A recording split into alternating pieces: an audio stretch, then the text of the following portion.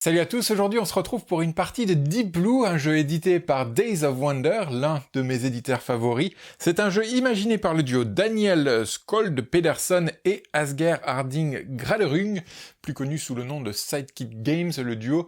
C'est un duo qui travaille souvent ensemble, qui ont fait Copenhague de mémoire. Monsieur Asger a aussi fait Flamme Rouge, donc c'est des noms qui sont plutôt connus dans le milieu. Et ils nous ont fait Deep Blue pour Days of Wonder, le gros jeu de 2019, Days of Wonder. Si vous suivez le site Extra Life, vous connaissez déjà mon avis sur le jeu, et vous savez que j'ai pas forcément accroché au jeu, et pourquoi je fais une vidéo aujourd'hui ? Parce que, durant ce confinement, Days of Wonder a sorti un nouveau scénario, le retour du capitaine, je l'ai imprimé ici, donc c'est un scénario gratuit qui permet de jouer à tout seul en fait. C'est un jeu qui a été fait pour des parties solo, à 2 ou à 3 joueurs, et puisque je vais jouer tout seul, je me suis dit c'est l'occasion de réessayer, de voir si en solo, Deep Blue me plaît plus. Donc on va se lancer en solo, je vous montre ça tout de suite, comment ça se passe. Je garde la petite règle à côté de moi, puisqu'il y a des petites règles différentes pour jouer, et le reste, c'est à plus ou moins similaire. Donc voilà le plateau de jeu. En 2 mots, qu'est-ce qu'il faut faire dans Deep Blue ? Il faut mener ces petits bateaux, donc je vais jouer les bateaux jaunes, j'ai 2 bateaux, dans cette zone de jeu, aller explorer chacune des épaves et en rapporter le plus de trésors possible en piochant des gemmes dans le petit sac mystère lorsqu'une plongée intervient. On va y arriver lorsque ce sera le moment. La mise en place a été faite, il n'y a qu'une chose à faire, c'est de retirer cette épave qui ne sert à rien. Donc au départ, j'ai mis les épaves de départ sur les bouées jaunes, comme ceci. L'épave qui ne sert à rien, on la retire, ce qui fait qu'il y a un espace vide qui ne sert pas à grand chose. Pour l'instant, voilà, on peut partir directement. Et dans ce scénario, c'est toujours le joueur humain, ou un joueur humain, si on joue à 2 ou 3, qui commence. Puisque je suis tout seul, je commence. Alors, comment joue-t-on à Deep Blue ? On y joue très simplement avec des cartes. Chaque joueur a sa main de cartes, toujours les mêmes. 4 cartes de départ, je suis le joueur jaune, je joue l'équipage Albatros. J'ai mon petit plateau de départ ici, qui me signale quelles actions je peux faire. Tout le monde peut faire les mêmes 4 actions. Soit recruter un nouveau membre d'équipage, ce qui fera qu'il y a une de ces cartes qui viendra s'ajouter à ma main, soit me déplacer en utilisant des hélices, soit faire une plongée sur l'une des bouées, donc jaune ou rouge, mais il faut que mon bateau atteigne cette zone, soit me reposer pour reprendre des cartes que j'aurais jouées précédemment. Donc tout simplement, pour l'instant, voilà ma main de cartes, les icônes en haut des cartes me signalent les actions que je vais pouvoir réaliser. Il y a les hélices qui me permettent de déplacer mes bateaux, il y a les petits billets donc de 1 ou de 2 qui me donnent de l'argent pour recruter des membres d'équipage, où il y a des petites gemmes, ici argent, ici en or, qui servent lors de la plongée. On y reviendra du coup pendant la plongée. Donc pour l'instant, globalement, j'ai le choix soit de me déplacer en utilisant les hélices, soit de recruter des membres d'équipage en voyant le prix 1, 2 pour cela, et 3. Je peux payer 4. Si aucun de ces membres d'équipage ne me satisfait, je peux payer jusqu'à 4 billets, 4 dollars ou 4 euros, on va dire. Non, c'est 4 dollars, c'est marqué en dollars. 4 dollars pour enlever tout le monde et remettre 4 nouveaux membres d'équipage. Et en prendre un parmi les 4 que j'ai révélés. Donc qu'est-ce que je vais faire pour l'instant ? Est-ce qu'il y a des membres d'équipage qui m'intéressent ?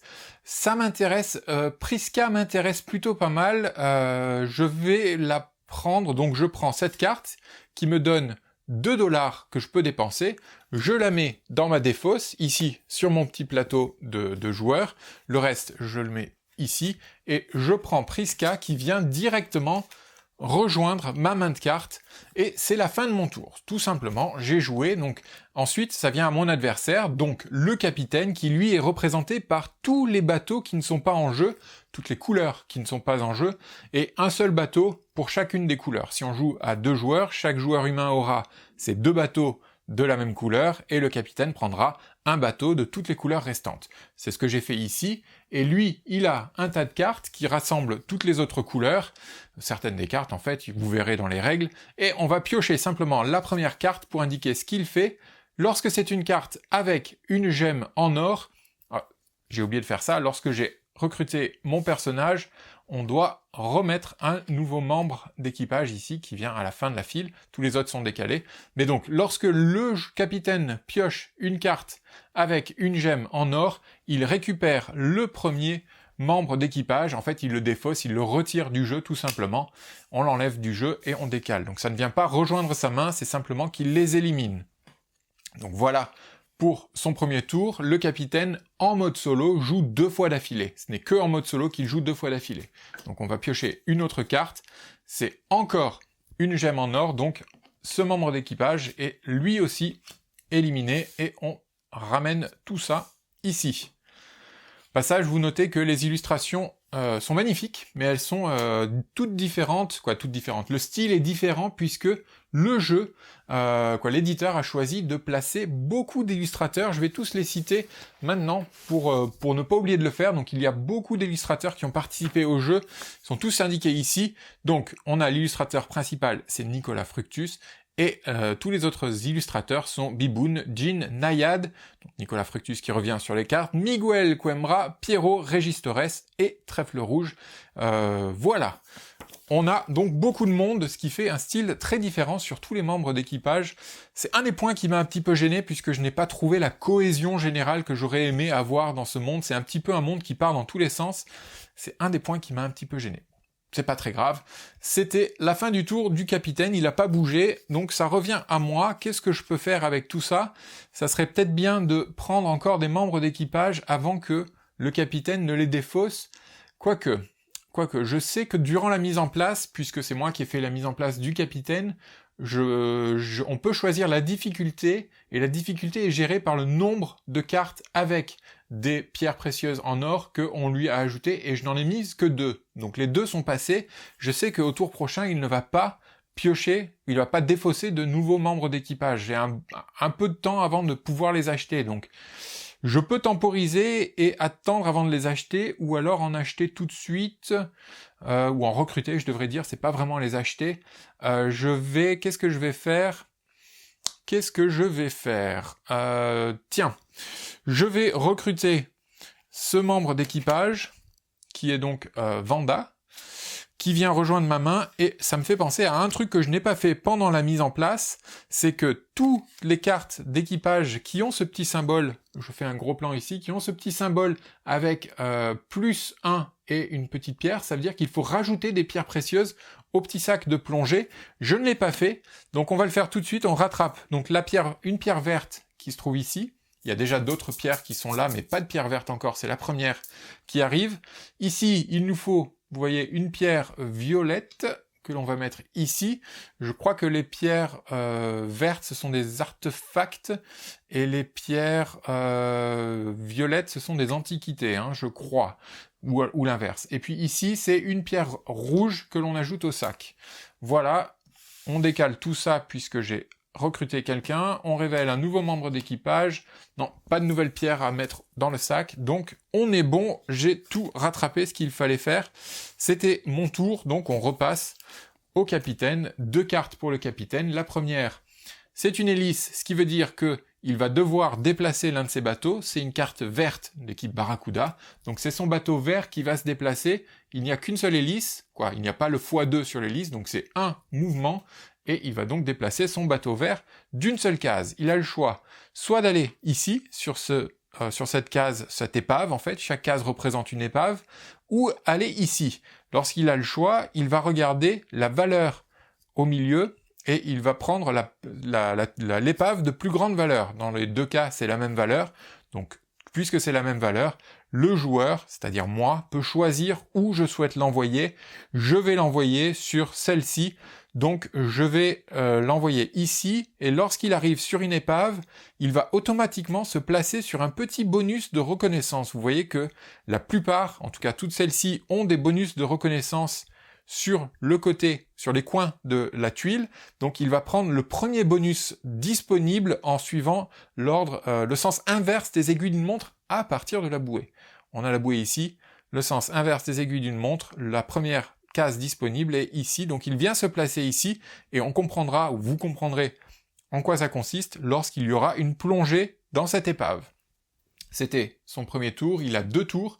Là, il a 2 mouvements pour le bateau bleu, donc le bateau bleu est ici, et il a jusqu'à 2 mouvements pour rejoindre une épave, et il va aller forcément vers l'épave de plus grande valeur. Il peut atteindre celle-ci en faisant 1 et 2, donc il va arriver ici, et il va se placer sur ce bonus de reconnaissance, le premier en sens inverse des aiguilles d'une montre.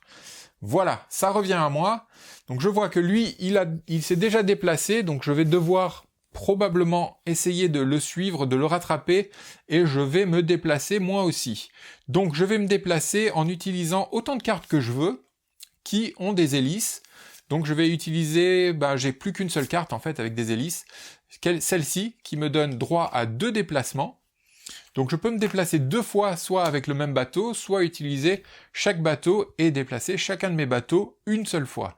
Donc je vais prendre ce bateau, je vais le déplacer ici, et je vais me placer aussi sur un bonus de reconnaissance, soit le bonus argent, soit le bonus or. Allez, on va aller sur celui de l'or, et ce bateau va se déplacer ici, et je peux aller sur aussi un bonus de reconnaissance, et on va se placer sur le bonus, on va dire que c'est le diamant, je crois que ça s'appelle.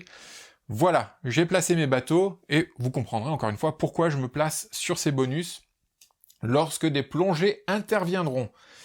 C'est tout pour moi, on repasse au capitaine. La première carte, il se déplace 2 fois avec le bateau violet, donc pareil, il va chercher la tuile de plus grande valeur ici, et le premier bonus de reconnaissance, c'est ici, et encore un coup, hop, il pioche donc bleu, le bateau bleu avec une hélice. Lorsque le bateau bleu est sur une épave, il ne va pas se déplacer, mais il va provoquer une plongée, donc on va y aller tout de suite. On va mettre la petite bouteille de plongée ou cloche de plongée, je sais plus ce que c'est. On la met ici pour signaler qu'une plongée intervient sur cette épave. Moi, je n'y suis pas, donc c'est uniquement le capitaine qui joue. Et comment ça marche? On prend le petit sac de toutes les gemmes qui sont à l'intérieur, on mélange tout ça et on va retirer les gemmes une par une que l'on va placer sur ce petit plateau de plongée pour indiquer tout ce que l'on a trouvé, tout ce que le capitaine en tout cas a trouvé pendant sa plongée, et j'explique au fur et à mesure. Alors, la première gemme qu'il trouve, c'est une gemme d'or, donc on va la placer ici, et ce petit diagramme en bas nous rappelle le nombre de points que l'on a en fonction de toutes les gemmes que l'on a trouvées. Donc chaque gemme en or qu'il trouve rapporte 2 points. Et au début de la partie, il y a 3 gemmes en or dans ce petit sac. Et plus de gemmes peuvent être ajoutées au sac durant la partie en fonction des cartes d'équipage qui apparaissent. Donc pour l'instant tout va bien, il peut décider de s'arrêter là, mais on va continuer. On va continuer, puisqu'il n'y a aucun danger pour l'instant de continuer. Il pioche une autre gemme, celle-ci c'est de l'argent. L'argent vaut 1 point pour chaque gemme qu'il récupère. Il continue évidemment. Encore de l'argent, hop, il continue. Les gemmes bleues et les gemmes noires sont celles qui sont des dangers. Donc le bleu, c'est un danger d'oxygène. Le noir, c'est une rencontre avec un monstre, ou une attaque de monstre. Et c'est ça qui représente les dangers. Pour l'instant, tout va bien pour lui. Encore une gemme d'argent, décidément il a beaucoup de chance. Hop, une gemme noire. La première gemme noire piochée signale qu'un danger est apparu, mais il compte pour du beurre, entre guillemets, il ne risque rien par ce premier danger. Par contre, la règle stipule que le capitaine va arrêter sa plongée, donc va arrêter de piocher, dès qu'il risque de piocher une autre gemme qui lui ferait tout perdre. Je m'explique, s'il continue sa plongée et qu'il pioche une seconde gemme noire, c'est-à-dire de rencontre de monstres, il devrait placer la gemme ici, et puisqu'il n'a rien pour se protéger de ce monstre, il devrait absolument arrêter sa plongée, remonter à la surface, et il perdrait tout ce qu'il a trouvé jusqu'ici. La règle stipule que le capitaine ne va pas prendre ce risque. Dès qu'il serait amené à piocher une nouvelle gemme qui le ferait remonter à la surface, il s'arrête immédiatement et il compte ses points. Donc on va compter ses points. On va voir qu'il a 3 gemmes en argent, ce qui lui fait 3 points, plus une gemme en or qui lui fait 2 points. Donc il gagne 5 points pour ce qu'il a ici. Donc je vais lui donner 5 points comme ceci. Donc une petite pièce de 5 que je mets dans son coffre, évidemment, et il gagne aussi les points associés ici par l'épave qui sont de 3 points. Donc il gagne 3 points en plus, comme ceci. 3 points en plus, et heureusement que j'ai mis mon doigt ici, puisque je vois qu'en fait, il était sur le bonus de reconnaissance de l'or, ce qui veut dire que l'or, pour lui, ne vaut pas 2 points, mais chaque gemme en or qu'il a récupéré vaut 5 points. J'espère que vous le voyez, c'est tout petit, mais ça vaut 5 points. Donc je lui ai déjà donné 2 points pour sa gemme en or, en fait, j'aurais dû lui donner 5 points, donc il manque 3 points à lui donner. Donc je lui donne les 3 points, ou alors je vais récupérer les 2 points que je lui ai donné, voilà, et je lui en donne 5 à la place, comme ceci. Donc en gros, il a marqué 11 points, si j'ai bien calculé tout, donc 5 points pour l'or, plus les 3 points, donc ça fait 8, plus les 3 points, puisqu'il était le capitaine de la plongée, ou celui qui a initié la plongée, il gagne les points qui sont inscrits sur la tuile, donc 8 plus 3, 11, il a bien eu ses 11 points, et voilà comment fonctionne une plongée. Une fois que la plongée a été réalisée, on enlève la tuile, et celle-ci n'est plus disponible, ça devient une case vide. On va continuer comme ça, en explorant tout, jusqu'à ce que l'on trouve les 4 tuiles qui vont former la cité légendaire, je crois que c'est la cité d'Atlantis, qui vont se placer ici. Pour l'instant, elles sont réparties, cachées, face cachée, ici, et toutes les gemmes que l'on a piochées retournent dans le sac. Voilà pour la première plongée, on continue tranquillement, la cloche revient ici, et on continue tranquillement le jeu. J'aurais pu le rejoindre, c'est vrai que c'est une règle que je n'ai pas appliquée. Lorsqu'une plongée est initiée quelque part dans une épave, tous les joueurs qui se trouvent à une case de cette plongée peuvent se ruer sur la plongée pour en profiter également. J'aurais pu déplacer ce bateau puisqu'il est à une case, ou celui-ci pour profiter aussi de la plongée. J'ai oublié de le faire, c'est pas très grave. Ça revient à moi, je sais plus si c'était son premier ou deuxième coup. On va regarder le nombre de cartes piochées. 1, 2, 1, 2, 1 et 2. Donc c'était son deuxième coup. Ça revient à moi, tout simplement. Alors, je reprends mes cartes. Qu'est-ce que j'ai en main? J'ai tout ça. Non, j'ai pas tout ça. J'ai oublié de faire quelque chose parce que je devrais pas avoir tout ça. J'ai joué 2 fois. J'ai oublié d'utiliser celle-là, de défausser celle-là. C'est ça. Tout à l'heure, j'ai oublié de défausser celle-là puisque je me suis déplacé 2 fois. Très bien. On revient à moi. Qu'est-ce que je peux faire? Je peux, maintenant que je suis sur des épaves, je peux initier une plongée. Au lieu de me déplacer, je peux initier des plongées, moi aussi. Ou alors, est-ce que je vais récupérer encore des membres d'équipage avant d'initier la plongée? Peut-être, ça vaut le coup de récupérer puisqu'ils sont pas très chers. Allez, je vais payer encore. Et on peut récupérer qu'un seul membre d'équipage par tour. Hein. Donc je vais utiliser cette carte. Je vais utiliser cette carte qui me donne donc droit à 1$ pour récupérer Hiro qui vient dans ma main et qui me dit que lors d'une plongée, toutes les gemmes violettes que je récupère valent 5 points. Ceux qui n'ont pas cette carte, une carte similaire, les gemmes violettes, vous le voyez, ça vaut 0. Donc il faut avoir un membre d'équipage qui cherche ce genre de carte pour pouvoir obtenir des points avec ce genre de gemmes, et c'est la même chose pour les gemmes vertes. Victoria qui apparaît. On revient au capitaine qui, lui, va se déplacer avec le bateau orange d'une case. Le bateau orange peut venir ici, ou peut venir ici. Allez, j'ai le choix, c'est moi qui choisis, je vais le mettre ici. Pour son deuxième coup, il pioche le bateau vert qui, lui, doit se déplacer ou initier une plongée. Et puisqu'il est déjà sur une épave, il va initier une plongée. Hop, ding ding ding, la plongée est initiée sur cette épave. Et cette fois-ci, je suis impliqué puisque mon bateau se trouve au même endroit. J'ai le choix de me ruer aussi. Non, j'ai pas le choix parce que c'est à 2 cases de différence. Par contre, la règle dit que tous les bateaux du capitaine qui sont à 1 case de différence, de distance, doivent se ruer s'ils ne se trouvent pas sur un bonus de reconnaissance. C'est le cas de ces 2 bateaux qui viennent directement ici, même s'ils ne profiteront pas vraiment de quoi que ce soit, c'est simplement pour les bouger sur le plateau. Je dis ça puisque si c'était un joueur adverse humain, ce joueur profiterait des points de la plongée, mais puisque c'est le même joueur, le capitaine, il ne profite de rien, et en se ruant sur le site de plongée, il est interdit de venir occuper un bonus de reconnaissance. Donc voilà la position. Le capitaine commence, comme tout à l'heure, sa plongée en piochant les gemmes une par une. Alors, la première gemme, c'est de l'or. Alors, ce qui est important, maintenant que moi je suis impliqué, je peux jouer des cartes pendant la plongée. Ce que je vais faire immédiatement, j'ai une carte ici qui me dit que si une gemme en or a été piochée, je peux jouer cette carte, et à la fin de la plongée, je récupérerai 2 points. Donc je vais jouer cette carte, je vais la mettre ici, et on continue la plongée. Hop, une gemme d'argent. Est-ce que j'ai quelque chose pour de l'argent? Je n'ai rien, donc il continue forcément la plongée.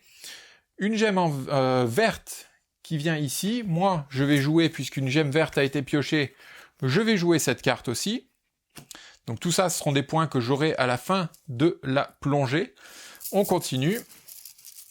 On continue. Hop, c'est une gemme de problème d'oxygène. Donc un problème d'oxygène surgit. C'est le premier qui arrive.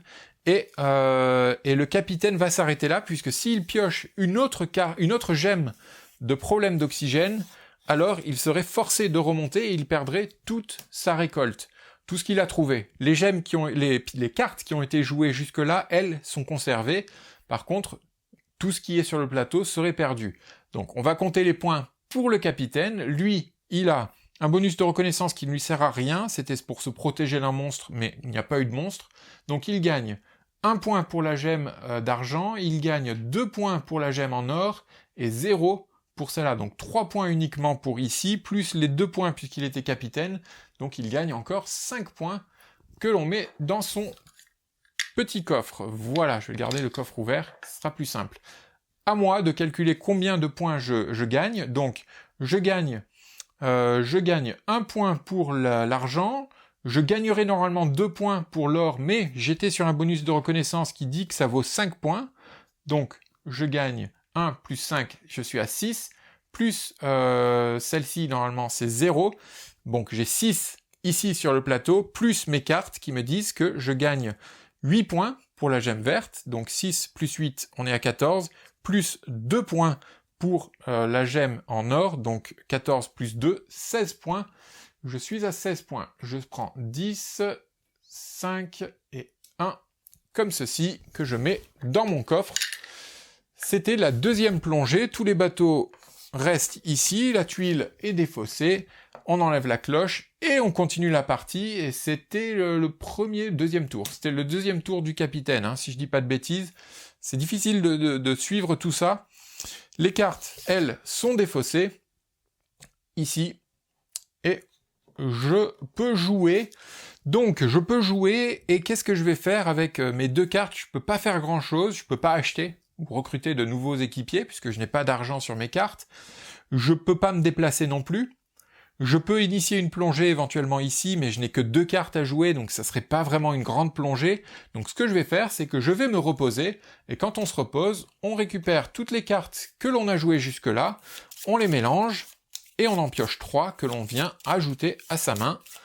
Donc un mélange, 1, 2 et 3. Celles-ci, en fait, je vais les laisser là. Et j'ai récupéré ces 3 cartes. C'est pas les meilleures cartes que j'aurais pu récupérer, mais elles reviennent dans ma main et c'est la fin de mon tour, tout simplement. Donc, on repasse au capitaine qui va jouer le bateau violet qui va se déplacer d'une case. Donc, il peut aller ici, ou revenir au port, mais ça lui servirait pas à grand chose. Donc, il va aller ici, puisque c'est la case qui est la plus près d'une autre épave. Puisque s'il va ici, il faudrait encore qu'il aille ici, et encore plus loin, donc je décide de l'envoyer ici. Et pour son deuxième mouvement, c'est le bateau orange qui se déplace normalement, mais puisqu'il est sur une tuile épave, il va initier encore une plongée, comme ceci, et on repart pour une plongée. Donc toutes les gemmes qui ont été piochées vont rejoindre le sac, et on recommence une petite plongée. Voici la première gemme, c'est une gemme en argent, donc rien de spécial qui arrive pour... Ah si, il faut que je vérifie les cartes que j'ai, puisque je suis bien impliqué moi dans la plongée. Ici, par contre, lui, il devait se ruer aussi, hein, ici, puisqu'il y a une plongée qui est initiée. Est-ce que l'argent m'intéresse? J'ai cette carte qui me dit que lorsque 2 gemmes en argent seront piochées, je gagnerai 2 points. Mais pour la jouer, il faut qu'il y ait 2 gemmes en argent qui soient piochées. Ce n'est pas encore le cas. Je vais mettre mes cartes comme ceci. Normalement, on a plus d'espace, mais pour les raisons de la vidéo, j'ai dû resserrer un peu tout ce qui nous sert. Donc voici. Encore une gemme en argent. Ben, parfait, je vais pouvoir jouer ma première carte. Je la mets ici, de côté. Le capitaine continue, forcément. Encore une gemme en argent. Au début, il y a 7 gemmes d'argent dans le sachet, et il y en a 2 qui ont été ajoutées, hein, je crois. Non, 0 ont été ajoutés. Donc pour l'instant, il y en a toujours 7 dans le sac. Une gemme noire. Alors, la première gemme noire est là. Donc, c'est une attaque de monstre. Vous voyez que le bateau orange, lui, était sur le bonus de reconnaissance attaque. Donc, il va l'utiliser pour pouvoir se protéger de cette attaque. Ou attendre en fait. Il va attendre, puisque non, on va faire les choses comme si tout était normal et pas avec les règles spéciales. Donc il attend, il ne se protège pas encore, il attend, c'est la prochaine attaque qu'il utilisera son petit bonus. Une gemme verte, elle vaut rien pour personne, puisque je n'ai pas la carte qui me servirait à lui donner de la valeur. C'est pas très grave, on continue, c'est dommage, mais c'est pas grave. Une gemme bleue. Et là, c'est la fin de la plongée, puisque s'il pioche encore une gemme bleue, il serait obligé de refaire surface, et donc il perdrait tout. Donc la plongée s'arrête ici, on compte les points, on commence par le capitaine, donc il a 3 points pour les 3 gemmes en argent, 0 pour celle verte, donc 3 plus les 2 points qui sont associés à la tuile, ça fait encore 5 points, comme ceci, la cloche on l'enlève. Pour moi, c'est 3 points pour les gemmes en argent, 0 pour celle qui est verte, donc toujours 3 points. Par contre, j'avais cette carte que j'ai jouée, donc 3 plus 2, je gagne aussi 5 points dans mon coffre. Voilà, c'est la fin de la plongée, et on repart pour encore un tour, donc c'est mon tour, et je pense que je vais m'arrêter. Je vais faire encore un tour, je vais jouer le capitaine, et puis je m'arrêterai sur cette vidéo, je ferai la fin de la partie dans une autre vidéo. Je pense que vous avez compris. Donc, cette carte a été jouée, je la défausse. C'est à moi de jouer, et qu'est-ce que je vais faire? Forcément, je pense que je vais me reposer. J'ai 3 cartes que je mélange et que je récupère. Donc tout ça, ça revient dans ma main, comme ceci. C'est uniquement la fin de mon tour. Hop, la tuile, j'ai oublié de la défausser. Et ça revient au capitaine, on remélange son paquet, comme ceci, en espérant qu'il ne me prend pas trop d'équipiers. On va voir ce qu'il joue. La première carte, c'est une carte avec une gemme en or, donc il enlève cet équipier, Bart, qui aurait pu m'aider si je l'avais recruté à me protéger contre une attaque de monstre. Hop, on l'enlève, on fait glisser tout ça.